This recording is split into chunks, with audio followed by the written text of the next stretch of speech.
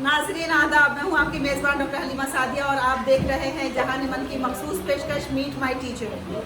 क्या आप जानते हैं कि आज मैं आपको किससे मिलवाने वाली हूँ? जी हाँ, मैं एक ऐसी टीचर से मिलवाने वाली हूँ जिनका ताल्लुक बिहार से है।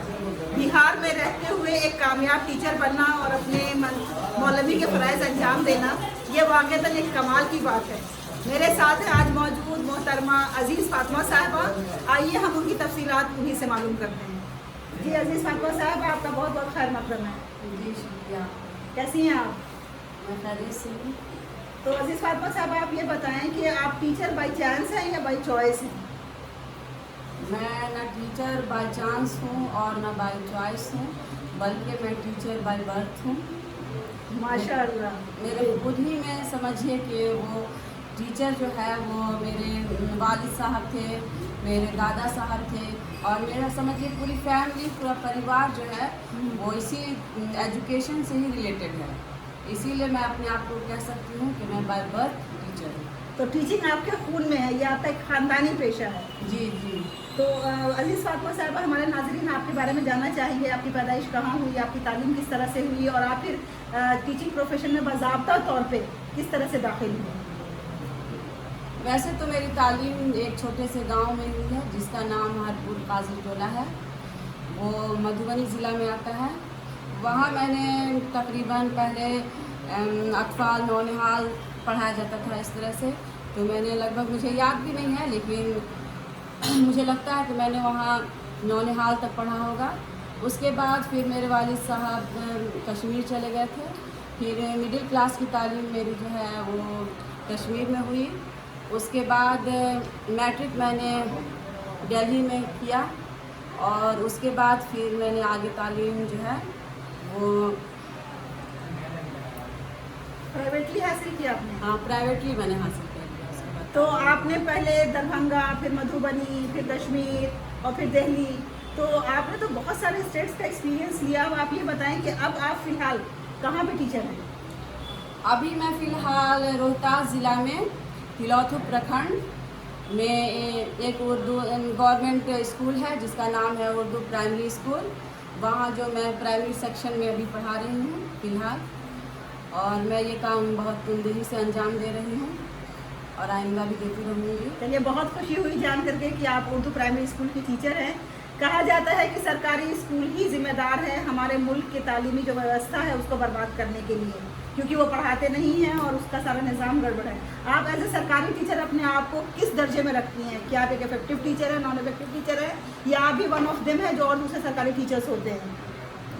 नहीं, ऐसी बात नहीं है। इंसान के अंदर अगर जज्बा हो पढ़ाने का तो वो कहीं पे भी पढ़ा सकता है, चाहे वो सरकारी हो चाहे प्राइवेट हो। बल्कि मैं तो ये कहती हूँ कि सरकारी में तो इंसान लोगों को तनख्वाह जो उनकी सैलरी जो होती है वो तो प्राइवेट स्कूलों से ज़्यादा मिलती है, तो वहाँ पे तो और जोश से इंसान को पढ़ाना चाहिए कि जितनी हम मेहनत कर रहे हैं उससे ज़्यादा हमें यहाँ तनख्वाह मिलेगी। तो इसलिए जो भी टीचर हैं मैं उनको सलाह देती हूँ कि वो अपने काम को अच्छे से अंजाम दें, और मैं भी यही चाहती हूँ, मैंने कभी जो है अपने काम के साथ जो है नाइंसाफ़ी नहीं की है। जब भी मुझे मौका मिला है मैंने अपने काम को बेहतर तरीके से अंजाम दिया है। यहाँ तक कि मुझे बहुत परेशानी होती है, कभी कभी हमें जो है कहीं सर्वे के लिए भेज दिया जाता है, लेकिन फिर भी मैं पहले पढ़ाने का काम अंजाम देती हूँ, फिर उन काम को बाद में करती हूँ। माशाल्लाह, बहुत खूब। काश कि हमारे सभी टीचर्स इसी उसूल पे अमल पैरा हो कि उनकी फर्स्ट जो प्रायोरिटी है वो बच्चों की पढ़ाई है, बच्चों का फ्यूचर है, उसके बाद फिर दीगर और दूसरे काम है। लेकिन आपको ये जानकर खुशी होगी कि अभी जो NEP 2020 है उसमें ये साफ तौर पे ये कहा गया है कि किसी भी टीचर को कोई और काम नहीं दिया जाएगा, उनसे सिर्फ और सिर्फ पढ़ाने का काम लिया जाएगा। तो आप ये बताएं कि ज़्यादा से आप गवर्नमेंट स्कूल में टीचर हैं तो आप डील करती होंगी उन बच्चों से जो गरीब घरानों से आते हैं, अंडर प्रिविलेज ग्रुप से आते हैं, और कहा जाता है कि यही वो ग्रुप है जो हमारे हिंदुस्तान की तकरीबन 50 से 60% आबादी पे मुश्तमिल है। तो इन बच्चों की तालीम का इंतज़ाम हम किस तरह से और बेहतर कर सकते हैं ताकि हमारा मुल्क जो एक मुद्दत से जूझ रहा है एडवांस कंट्री की लिस्ट में आने के लिए, उस कंट्री में वो किस तरह पहुंच सके। हम जो अंडर प्रिविलेज बच्चे हैं, गरीब बच्चे हैं, ऐसे घरानों के बच्चे हैं जो बहुत ज़्यादा फीस नहीं अफोर्ड कर सकते हैं, उन बच्चों की तालीम को बेहतर कैसे बना सकते हैं? आपकी क्या राय है इस चीज़ में? मेरी राय तो यही है कि इसमें ज़्यादा जो अहम रोल है वो वालिदैन का होना चाहिए, क्योंकि मैंने अक्सर देखा है सरकारी स्कूल में कि मतलब पढ़ाई हो भी रही है, अगर टीचर पढ़ाना चाह भी रहे हैं तो बच्चे अक्सर गायब रहते हैं सरकारी स्कूलों से। उनके वालिदैन उनको किसी काम में लगा देते हैं कि कुछ पैसे कमा कर घर ले आएंगे। लेकिन मेरी उन वालिदैन से ये दरख्वास्त है कि आपको जो भी पढ़ाई मिल रही है उसको आप पहले अपनाइए। तो पहले आप उसे अपनाइएगा, देखिएगा कि मेरा बच्चा जो है पढ़ रहा है कि नहीं पढ़ रहा है, उसको रोज़ भेजिए आप। फिर जो है अगर कुछ कमी है तो आप भी वहाँ जाके कहिए कि नहीं आप टीचर हैं, आप मेरे बच्चों को क्यों नहीं पढ़ा रहे हैं, आपका हक बनता है, आप जाके वहाँ बोल सकती हैं। बिल्कुल सही कहा आपने कि अगर वालिदैन जागरूक हो जाए इस मुल्क के और वो असातिज़ा से पूछने लगे कि आप पढ़ाते क्यों नहीं हैं, हम बच्चे अपने स्कूल में आप स्कूल में भेज रहे हैं, उसका 6 घंटा 5 घंटा 7 घंटा वहाँ लग रहा है, तो फिर पढ़ाई हो क्यों नहीं रही है। अगर हर वालिदैन ऐसा करने लगे तो यकीनन इस मुल्क की जो एक लिटरेसी की प्रॉब्लम है वो प्रॉब्लम बहुत हद तक सॉल्व हो सकती है। तो अजीज़ फातिमा ये बताइए कि क्या आपकी ज़िंदगी में ये प्रोफेशन, टीचिंग प्रोफेशन आपको बहुत आसानी के साथ मिल गया या आपको इसके लिए काफ़ी मुशक्क़तें करनी पड़ी, आपने बहुत जिद्दोजहद करके ये मुकाम हासिल किया? नहीं, इसके लिए तो मतलब कोई भी काम आसानी से नहीं हो सकता है। हर काम के लिए इंसान को जो है वो आपको जो है उसके लिए बहुत कोशिश करनी पड़ती है, बहुत सारे अड़चनें आते हैं रास्ते में, बहुत सारी परेशानियां आती हैं, तो आपको हिम्मत के साथ जो है उसका सामना करना पड़ता है। तो कभी जो है आपको कोई माहौल नहीं मिलेगा, कभी जो है आपके पास उतनी वसाइल नहीं होंगे जिससे आप आगे तालीम हासिल कर सकती हैं। तो इंसान को जो है मैंने बहुत सी परेशानियां उठाई हैं इस मकाम तक पहुंचने के लिए, और माशाअल्लाह अल्लाह ताला ने मेरे इस जद्दोजहद को कामयाब किया और मैं आज इस मकाम पर पहुंची हूँ।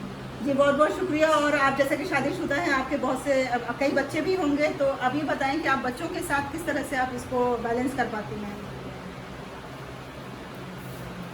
नहीं, मैं दोनों फ़राइज़ अच्छे से अंजाम देती हूँ।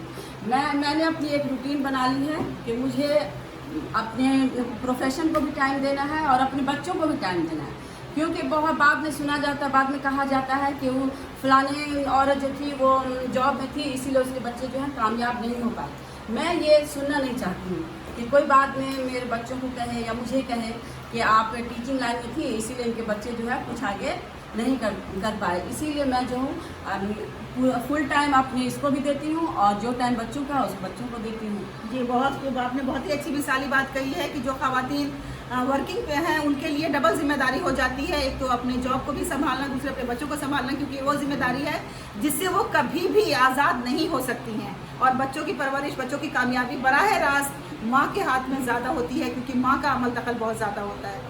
तो अजीज़ फातिमा, मैं चाहती हूँ कि जाते जाते हम हमारे नाज़रीन को एक ऐसा मैसेज दे दें जिससे कि वो सब भी अपनी ज़िंदगियों में इसी तरह से एक बैलेंस बरकरार रखते हुए कामयाब ज़िंदगी गुजार सकें।